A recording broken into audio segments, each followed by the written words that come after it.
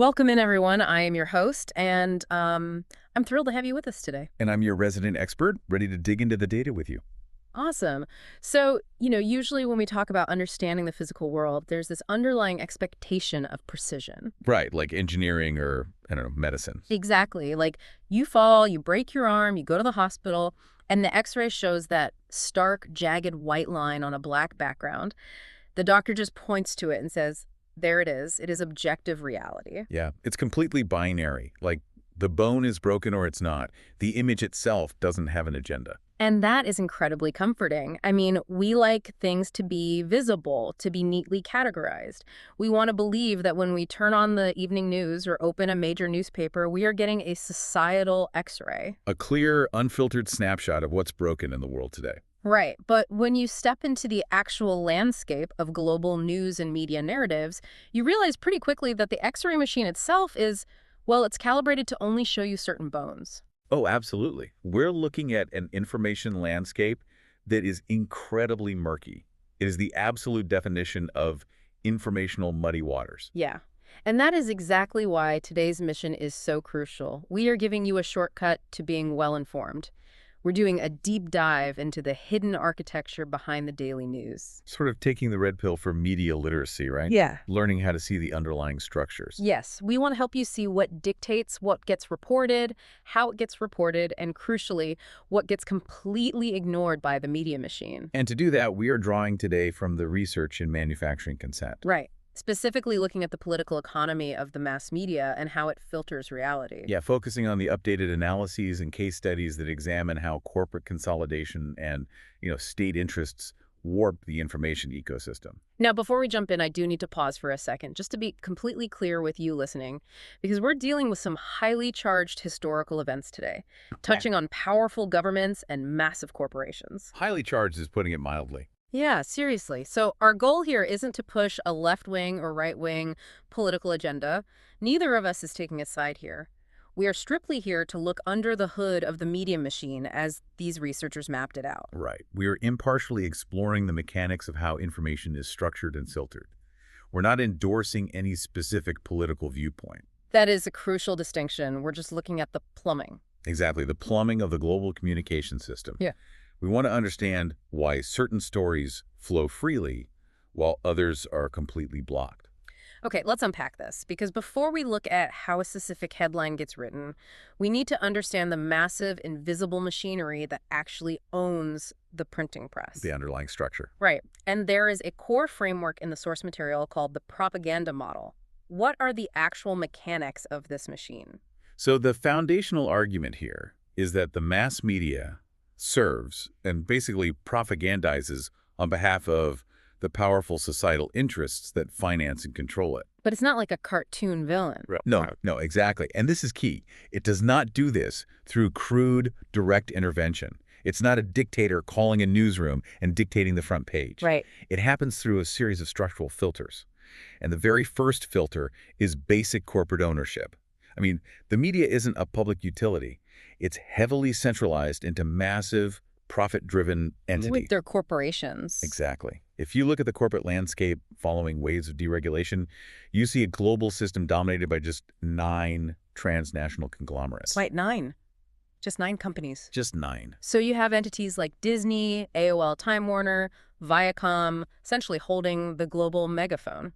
Yes, and the sheer size and profit imperatives of those 9 conglomerates create a massive barrier to entry, which leads to the second structural filter, which is advertising. Okay.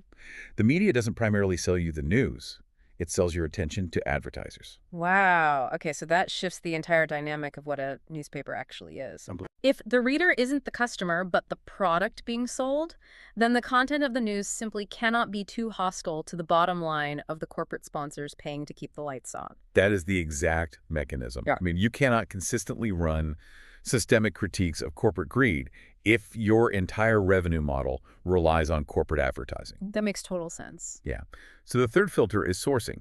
Media relies heavily on what the authors call primary definers. So that's government agencies, police departments, corporate PR firms. Well, sure, because investigative journalism is incredibly expensive and time-consuming. Very expensive. You have to pay a reporter to dig for months. But printing a polished press release provided by the Pentagon or like a major chemical corporation, that's cheap, it's accessible, and it fills the daily quota for content. Precisely. It creates this symbiotic relationship where the media becomes dependent on the very power structures it is supposed to hold accountable. Yikes. Yeah. Then the fourth filter is flack, which is organized pushback. Like getting canceled. Kind of, but on an institutional level. If a journalist or an editor steps out of line, powerful institutions can generate massive friction. Lawsuits, letters, complaints from think tanks, threats to withdraw advertising. It's basically an institutional immune response. It really is. It's designed to discipline the media and make certain topics simply too costly to cover. Okay, what's the last one? The final filter is the dominant ideology. So during the Cold War, the ultimate filtering mechanism was anti-communism. If you could frame a story within that binary, it got printed. But today, since the Cold War is over, Today, that ideological filter has largely shifted to an unquestioned belief in the miracle of the market and relentless commercialism. I know a lot of people listening might be thinking, sure, maybe that was true for print and television, but what about the internet? Didn't the digital revolution shatter those monopolies and save us from all this? Oh man, the historical record on the internet is really fascinating here. In its early days, it genuinely did allow for localized democratic organizing. Like what? Well, there are incredible examples in the text, like Bolivian peasants using the early internet to build global awareness and protest water privatization, or Indonesian students mobilizing against the Suharto dictatorship in 1998. So it did bypass the traditional media gatekeepers, Briefly, yes. but that democratic utopia didn't last. Not at all. The digital space was almost immediately swallowed up by the exact same commercial forces. The major news networks didn't lean into the democratic potential. They just created massive web portals designed around e-commerce and stickiness. Right. Instead of a golden age of deep investigative journalism, the digital revolution gave us an obsessive 24/7 focus on, the O.J. Simpson trial, the Lewinsky scandal, celebrity sensationalism. Because sensationalism is cheap to produce. Exactly. Yeah. Cheap to produce and highly effective at keeping eyeballs glued to the screen for advertisers. It makes me think of the modern media landscape as a massive, bustling shopping mall. Oh, I like that. Yeah, like when you walk in, it feels incredibly diverse. There are hundreds of different stores, bright lights, a dizzying array of choices. You feel like you have total freedom. Right. But when you look closely at the corporate leasing structure, every single storefront is owned by the exact same parent company. And the actual architecture of that mall, the escalators, the walkways, none of it is designed to facilitate a town hall debate. The entire structure is designed solely to keep you walking past advertisements. That is a brilliant way to visualize it. And if we connect this to the bigger picture, it is vital to understand that this structural model does not imply a conspiracy. Right. There is no literal smoke-filled room of executives twisting their mustaches and plotting to suppress the truth. Right. Because a conspiracy implies people actively deciding to do something secret and nefarious. This is much more insidious because it's just the natural physics of the business. Journalists and editors simply internalize the priorities of their institutions. You learn very quickly what kind of stories get pitched, what gets approved, what gets you promoted, and what gets killed by legal. Yeah, they hire personnel who naturally align with the corporate worldview. It operates smoothly because the people inside the machine genuinely believe they are being objective while entirely ignoring the structural filters dictating their boundaries. Okay, so if that is the structural machine, the ownership, the ads, the sourcing, how does that machine decide whose life actually matters? Let's transition from the cold mechanics of corporate filters to the most visceral reality of the news: human suffering. This is a heavy one. It is. How does this system process violence? This is where we see the concept of worthy versus unworthy victims. The data reveals a staggering dichotomy. Victims of enemy states are consistently treated as worthy of intense, deeply empathetic media coverage. Because their suffering proves the enemy is bad. Exactly. Their suffering proves that the enemy is fundamentally evil. However, victims of the United States or its client states are implicitly treated as unworthy. Wow. Because their suffering is politically inconvenient, it is either ignored completely or reported in a very sanitized, low-key manner. To put this in perspective, let's look at the sheer scale of this double standard. The researchers do a deeply illuminating comparison involving the 1984 murder of a Polish priest, Jerzy Popieluszko. Yes. So he was murdered by communist authorities in Poland during the Cold War. Because Poland was an enemy state, the U.S. media gave his murder immense, indignant front-page coverage. The details were graphic. The tone was outraged. Which is warranted, obviously. Of course.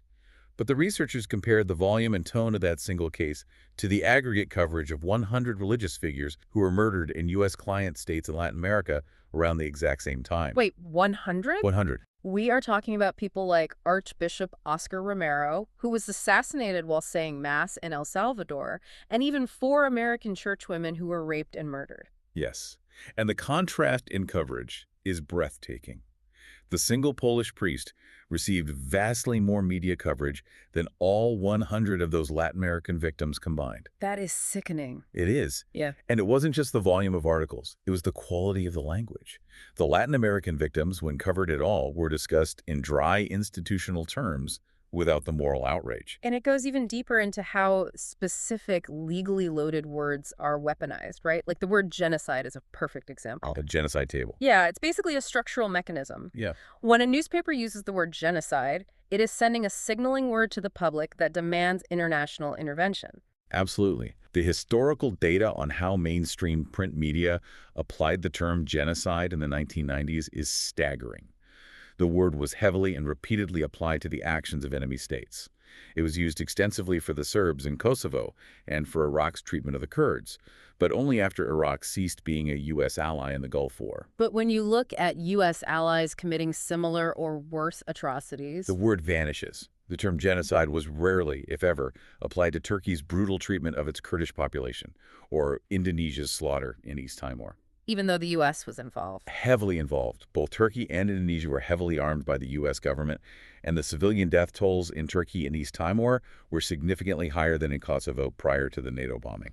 Okay, let's look at two specific massacres from 1999 that really cement this. Rakak and Liquica. Right. So in January 1999, about 40 Albanians were killed by Serbs in the village of Rakak. The media covered it extensively, deploying the word massacre repeatedly, and this specific event was widely used to build public justification for the NATO bombing of Yugoslavia. Around the exact same time, up to 200 East Timorese civilians seeking refuge in a church in Liquica were slaughtered by Indonesian-backed forces. So you have a vastly larger, indisputable slaughter taking place in an allied state. And the media virtually ignored it. Mentions of the Rakak killings exceeded Liquica by a ratio of 4-to-1. The use of the emotionally loaded word massacre was almost 7 times higher for Rakak. One major American news magazine managed to mention Rakak 9 times to justify intervention, but didn't mention the Liquica slaughter a single time. Okay, wait, hold on. Let me look at this from the perspective of an editor in New York in the 90s. Okay, play devil's advocate. Isn't this just a logistics issue? I mean, it's obviously much harder to get a reporter on the ground into a hostile dictatorship or a remote war zone to count bodies. Maybe the Allied nations were just better at hiding their crimes from Western journalists. It's a logical assumption, but the historical record utterly refutes it. Yeah. Alternative presses and independent journalists, operating with a fraction of the budget of the major networks, easily gathered highly credible evidence regarding East Timor and Latin America. They relied on human rights organizations, church representatives, courageous witnesses on the ground. The verified data was sitting right there. So the mainstream guys had the Rolodex, they had the resources, they just intentionally didn't make the call. The vast resources of the mainstream media weren't hampered by logistics. They simply chose not to use the available evidence because acknowledging the atrocities of an ally disrupted the geopolitical narrative. Precisely. They filtered out reality to protect the state's foreign policy objectives. Man, if they can curate our empathy like that, how do they curate our understanding of democracy itself? Which takes us right into the theater of international elections. Yeah, the double standard applies to elections identically. Elections held in disfavored states like Nicaragua in 1984 are subjected to intense scrutiny. The media proactively labels them as shams or flawed, searching for any irregularity. But elections in favored client states like El Salvador, Mexico, or Russia under Boris Yeltsin are portrayed favorably as steps toward democracy, completely regardless of the actual terrorized conditions on the ground. The 1984 Guatemala election is just darkly comedic in how it was covered. Tell me about the U.S. official observer team. Okay, so Guatemala in the early 1980s had been ravaged by state-sponsored terror, with mass disappearances and extreme violence against indigenous populations. Under these conditions, voting was legally mandatory. Okay. So the U.S. sends an official observer team to validate the election. They are flown around this highly militarized country for a day or two in military helicopters provided by the regime. Let me guess. These observers step off the military gunship, look at a terrified population legally forced to vote, and hold a press conference declaring it a triumph of civic duty. That is almost exactly what happened. They held a press conference praising the patient voters standing in long lines, claiming this showed immense national pride. They stated there was an atmosphere of no intimidation and concluded the country's human rights record was improving. Did they mention the mandatory voting laws that put people in those lines? Never. The words death squad, massacre, or disappeared did not appear in their assessment. Unbelievable. And they also completely omitted the fact that a staggering 26% of the ballots cast were blank or spoiled, which far exceeded the total for any actual political party. Just a clear sign of silent protest by a terrorized public. Exactly. Yet the U.S. media reported the official observers' conclusions as serious, objective news. Here's where it gets really interesting, though, because it's not just about spinning elections. It's about fabricating global intelligence plots out of thin air. We have to talk about the 1981 assassination attempt on Pope John Paul II. Oh yes, the infamous KGB Bulgarian plot. So a right-wing Turkish extremist named Mehmet Ali Aka shot the Pope in St. Peter's Square. He was caught and imprisoned. Right. After 17 months in an Italian prison, Aka suddenly changed his story and confessed that he had actually been hired by the KGB and Bulgarian intelligence. Which perfectly serves the Reagan administration's evil empire narrative at the exact height of the Cold War. I mean, it is almost too convenient. It was incredibly convenient, and the U.S. media bought it entirely. They eagerly promoted the story of a vast Soviet conspiracy to kill the Pope. But to do so, they had to ignore a mountain of contradictory facts. Aka constantly changed his story. There was a complete lack of physical evidence connecting him to the Bulgarians. Right. And he was making increasingly bizarre claims in court. Right. I mean, why wouldn't a veteran, a hard-nosed reporter from a major paper see the massive holes in this guy's story? How does a journalist look at a key witness who is actively claiming in court that he is Jesus Christ incarnate, who magically knows minute details about a Bulgarian apartment he never visited, and not immediately suspect that he's being coached by Italian intelligence while in prison? Because the ideological filter was functioning perfectly. The need to fit the Soviet motive entirely overpowered basic journalistic skepticism. They wanted it to be true, so it became true in print. Wow. And the devastating postscript to this is what happened years later. When the case finally collapsed in the Italian courts for lack of evidence, the media just quietly dropped it. But during 1991 Senate hearings, former CIA professionals testified under oath that they knew all along the Bulgarian connection was entirely false. Wait, the CIA knew it was a lie while the media was printing it as fact? Yes. The CIA had deeply penetrated Bulgarian intelligence. Their analysts knew definitively there was no Soviet plot, but their CIA bosses overrode the analysts' reports in order to politicize the intelligence and feed the narrative to a willing press. That is a massive revelation. The intelligence apparatus intentionally overrode its own data, and the media functioned as the delivery mechanism. Did the major newspapers ever publish a front-page apology for pushing a fabricated state narrative? No. They barely reported the CIA admission during the hearings, and they certainly didn't reassess their own gullibility. They acted as agents of state propaganda, and when the truth came out, they simply moved on to the next news cycle. It's so easy to look at distant elections, Cold War espionage, and foreign dictators and think this is just a foreign policy issue. But these exact same mechanics rewrite our own history and shape our domestic lives. Let's look at how the media covered Indochina, and specifically the Vietnam War. The media coverage of Vietnam is a masterclass in historical rewriting. The historical record shows that the mainstream media virtually never referred to the U.S. intervention in Vietnam as an act of aggression. Never. Almost never. It was uniformly framed as a defense of South Vietnam, despite internal government documents explicitly acknowledging that the South Vietnamese regime lacked indigenous support.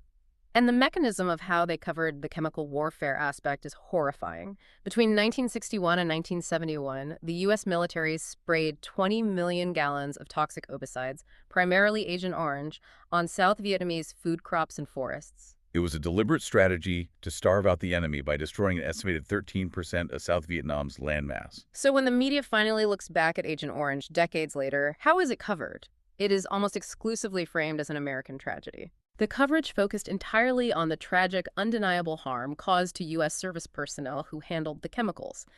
But the estimated 500,000 Vietnamese children born with dioxin-related deformities and the total devastation of the Vietnamese ecological system, they were virtually erased from the narrative.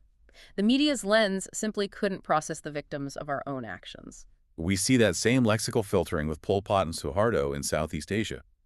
Pol Pot and the Khmer Rouge committed horrific atrocities in Cambodia. Obviously. Right. When Communist Vietnam ousted Pol Pot, the U.S. actually supported Pol Pot's forces in exile from 1979 to 1990 simply because they were anti-Vietnamese. The U.S. media largely blacked out this uncomfortable reality. Later, when it was politically safe, the media rightly labeled Pol Pot a crazed killer and a mass murderer. But when we look at Indonesia's dictator, Suharto, who is backed by the U.S. government, the vocabulary fundamentally shifts. Suharto oversaw the slaughter of up to 2 million people, but the media described his actions using passive, clinical terms. They called them purges that occurred during a failed coup. He was a mass murderer, but he was never labeled a crazed killer because he was friendly to Western capital. The terminology is dictated by alignment, not body counts. let's bring this right into our own backyards, because this structural bias isn't just about war zones overseas. It applies to domestic labor and public health. Absolutely. The data on labor strikes is very telling here. In 1989, there was a major bitter strike by the Pittston coal miners right here in the U.S. Right. Simultaneously, there was a strike by Soviet miners. The media analysis shows that the Soviet strike received vastly more attention and highly sympathetic coverage, framing them as heroes fighting an oppressive system. The domestic U.S. miners were treated as a nuisance or ignored entirely. Unworthy domestic victims of our own economic system. And this brings us to a really crucial point about the chemical industry and the products we interact with every single day. Yes.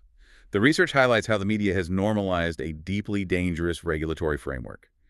The chemical industry operates on a system of producing first and testing later. It is the ultimate fox guarding the chickens arrangement. It really is. The system allows chemical companies to produce thousands of new, complex synthetic chemicals without independent prior proof of safety.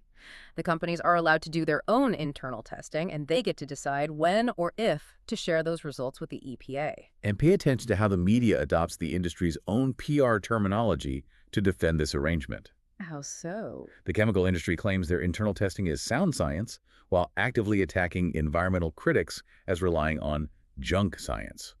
Researchers analyzed media usage of that exact phrase, junk science.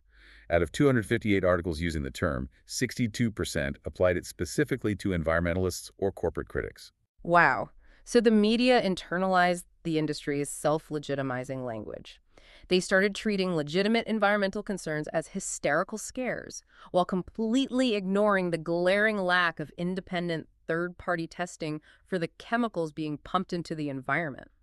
They adopted the framework of the powerful. So what does this all mean? If you take a step back and look at everything we've talked about today, from the 9 conglomerates owning the printing press, to the stark contrast of who gets called a worthy victim, to the military helicopters in Guatemala, the fabricated plots, and the chemical industry. The big takeaway is that the news is not a mirror reflecting the world. It is a lens. Yes. And that lens has been ground by corporate consolidation, polished by advertising revenue, and focused by state interests. Exactly. And understanding the structure is not meant to make you cynical. It is incredibly empowering. It saves you from feeling overwhelmed by the endless, chaotic flood of daily information. It allows you to read through the headlines. Right. Once you understand the filters, you can see the real power dynamics at play, rather than just reacting to the surface-level noise they want you to hear. Exactly. It's about fixing that X-ray machine we talked about at the very beginning. Once you know the machine is deliberately biased to ignore certain fractures, you know how to adjust your vision. You learn to look at the dark spaces on the film to see the actual bone structure beneath the murky image. And that leads to a final thought I want to leave with you today, building directly on the critique of the chemical industry. The research demonstrates that the media has successfully normalized a societal status quo of caveat emptor, buyer beware, rather than a fundamental principle of safety first. Which is terrifying when you realize how much in our environment is synthetic. It is. So here's the question to mull over. If the media can successfully convince us that it is our individual responsibility to navigate a world filled with thousands of untested bioaccumulative chemicals, rather than demanding that massive corporations prove their safety before releasing them into our water and air, What other massive systemic risks have we been quietly conditioned to accept as simply the way things are? That is a profound question to end on. It makes you look around your house and the news cycle very differently. Thank you to our expert for breaking down these brilliant insights today, and thank you, the listener, for joining us on this deep dive into the hidden machinery of the media. Keep questioning the lens.